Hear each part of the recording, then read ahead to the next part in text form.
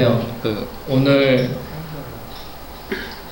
발표하게 소개해 주신 대로 저는 기획자로 일하고 있다가 미티어를 알게 되고 제가 이제 계속 창업을 생각하고 있었어요. 그래서 공개한 지는 한 달 정도 됐고요. 정식으로 공개한 지는 한 달 정도 됐고, 사이트 주소는 dimlink.com이라고 link가 아니라 lnk dimlink.com, 성취라고 써있는 거는 제 트위터 아이디고요.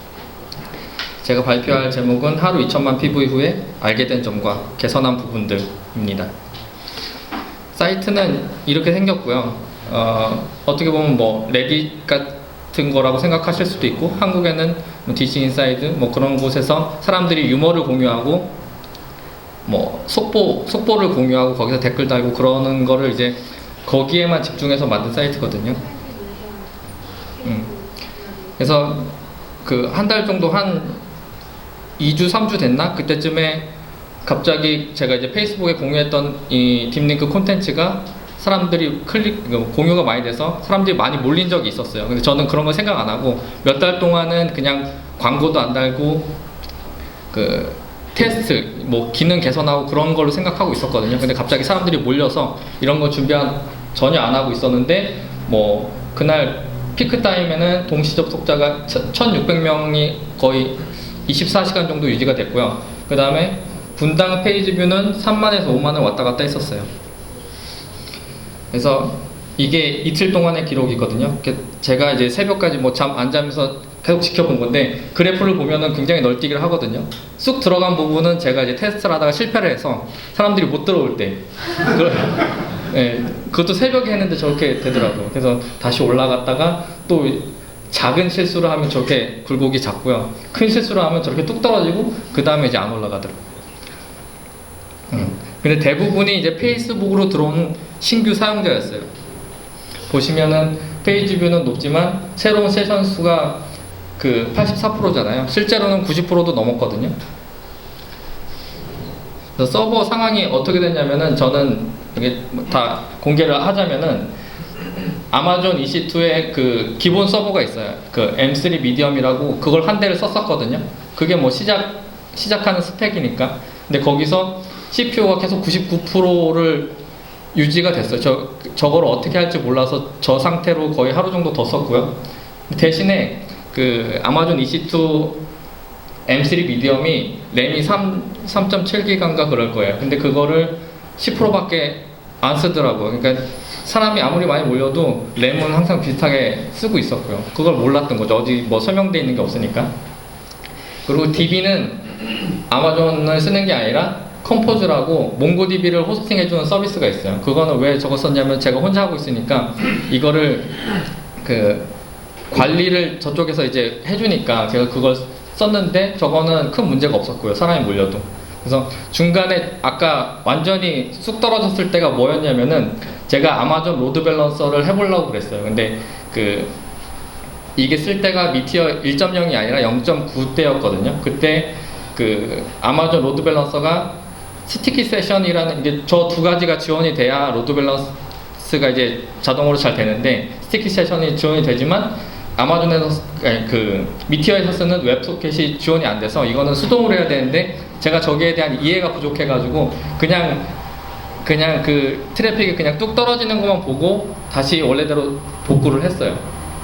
그래서 여기서 잠깐 이제 제가 내린 결론은, 미티어가 HTML을 전송하는 게 아니고 자바스크립트를 전송해서 그걸로 HTML을 생성해 주는 거기 때문에 첫 접속 때 상대적으로 부하가 굉장히 크거든요. 근데 아까 보시면 알겠지만 접속자의 대부분 90% 이상이 첫 접속자였어요. 그러니까 굉장히 불리한 상황이었죠. 그래서 저는 여기서 그냥 여기서 광고를 달고 하면은 별 의미도 없었고 사이트가 느렸기 때문에, 저는 여기서 얻으려고 한 거는 이렇게 안 좋은 상황이 왔을 때 얼마나 부하가 걸리고 이걸 나중에 서버 확장을 할 때 고려할 데이터를 얻기 위해서 여러 가지 테스트를 해봤었어요.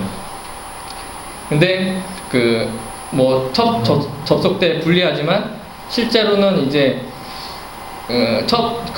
재방문자가 이제 실제로 사이트가 흥한다면 재방문자가 많아지겠죠. 그러면은 한 번 접속하면은 페이지 내 이동간에는 서버에서 HTML을 받거나 자바스크립트를 받는 게 아니라 DB에 있는 그 데이터만 받거든요. 그렇기 때문에 한번 접속하면 그 페이지 이동이 쉬워서 그 페이지 뷰가 올라간다는 건 뭐냐면은 이게 안정되면은 사이트가 안정되고 그 재방문자가 많아지면은 사이트 이동은 시간이 굉장히 적게 걸리고 하기 때문에 PV는 올라갈 걸로 예상을 하고 있고요.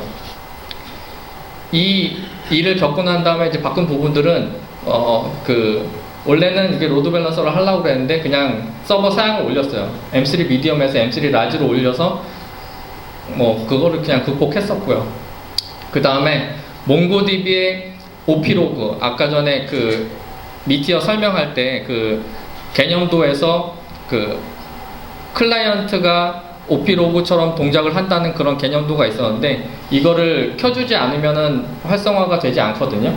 저게 성능 향상에 굉장히 여기서 한 것 중에 가격 대비, 그러니까 가성비로는 굉장히 제일 좋았어요. 그러니까 미티어의 OP로그를 활성화하면은 그 미티어에서 가장 많이 CPU를 쓰는 것 중에 하나가 이제 서버의 데이터가 바뀌는 거를 조정하는 게 CPU를 가장 많이 써요. 그래서 거기서 병목이 되는데 저걸 활성화시켜 주게 되면은 그게 굉장히 줄어들고요. 근데 저는 직접 몽고DB를 쓰는 게 아니라 그 아까 말했던 그 몽고 HQ 이름이 지금 compose.io로 바뀌었거든요.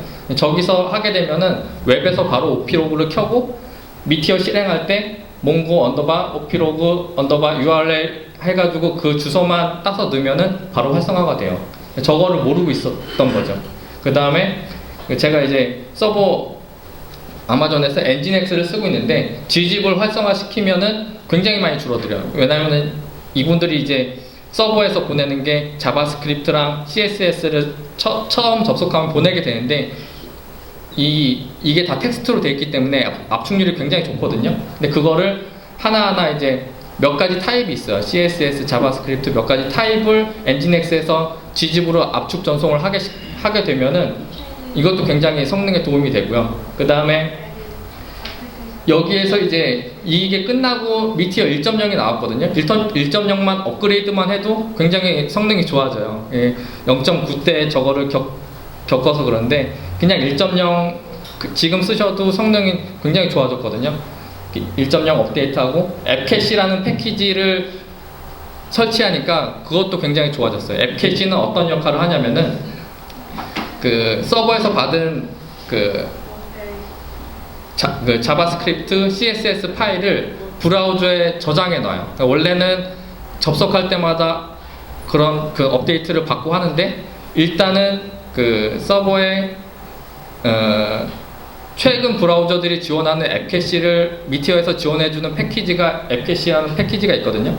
저걸 설치하게 되면은 한번 왔던 사람은 재방문을 해도 웬만하면은 서버에서 자바스크립트를 다시 받지 않아요. 그러니까 데이터만 주고받으니까 그 제가 겪었던 첫 접속에서 그 자바스크립트 부하 그게 굉장히 줄어들겠죠.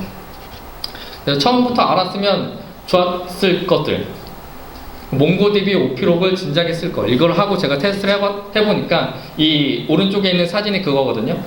아까 말씀드렸던 것처럼 이게 CPU 사용량인데 다큐먼트 체인지에 들이는 CPU가 너무 많았어요. 저게 실제로는 우리가 쓰는 입장에서 중요한 것도 아닌데 CPU를 저렇게 많이 썼었거든요. 근데 이제 오피로그를 켠 이후에는 그게 굉장히 줄어들어서 뭐 여러 가지 처음에 서브스크립션이라고 해서 데이터가 동기화되기 위해서 서버에서는 퍼블리시를 하고 클라이언트에서는 서브스크립션을 하거든요.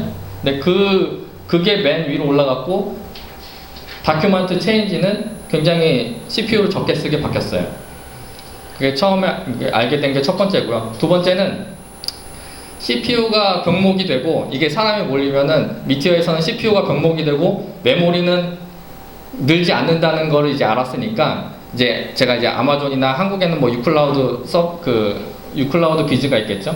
그런 걸 쓸 때는 서버를 확장하더라도 램은 그대로 두고 메모리는 그대로 두고 CPU 컴퓨팅 능력만 확장시키는 그런 C3 모델을 써야 되겠다. 이제 사람이 몰리면 저걸로 바꿀 예정이고요. 그 다음에 압축 전송을 잊지 말아야 되는데 엔진X 기본 설정에는 어플리케이션 자바스크립트라는 그 항목이 빠져 있어요. 그냥 X 자바스크립트 뭐 XML 그런 건 많지만 기본 설정에 그 어플리케이션 자바스크립트 파일을 압축시켜서 전송시키는 게 기본 디폴트 설정에서 빠져 있거든요. Gzip 전송에서. 그거를 제가 안 넣고 있었더라고요. 그 당시에. 그래서 나중에 파일들 하나하나 그 서버에서 다운받는 파일들 하나하나 보다 보니까 제일 큰 파일 자체가 자바스크립트 파일 자체가 Gzip 전송이 안 되고 있어서 그거를 그 엔진엑스에서 해줬고요. 그래서 그거 안 된 상태로 그 2천만 트래픽을 받다 보니까 그 파일을 빼고 서버에 자바스크립트 CS 파일만 830기가가 나왔더라고요. 예. 그리고 또 한 가지 또 알게 된 게 이거 하면서 이거는 약간 그 미티어 외적인 얘기인데 웹스톰이라는 그 개발 도구가 있어요. 근데 그게 이제부터 미티어를 지원하기 시작했기 때문에 이거 써보시면은 굉장히 좋다고 생각이 들 거예요. 유료인데 한 달간 무료예요. 예, 제 간단한 발표는 여기서 끝났고요. 예, 많은 관심 부탁드리고 질문하실 거 있으면 해주세요. 예. 왜 도메인이 딥링크가 아니라 딥LNK예요? 예, 그 일반적인 단어 두 개를 합친 도메인은 이제는 거의 남아있지 않고요. 그리고 저는 이제 깔끔하게 줄이는 걸 좋아해서 저렇게 했어요. 그러니까 텀블러도 보면은 줄여져 있고 플리커도 줄여져 있잖아요. 그런 거랑 비슷한, 예, 큰 의미는 없어요.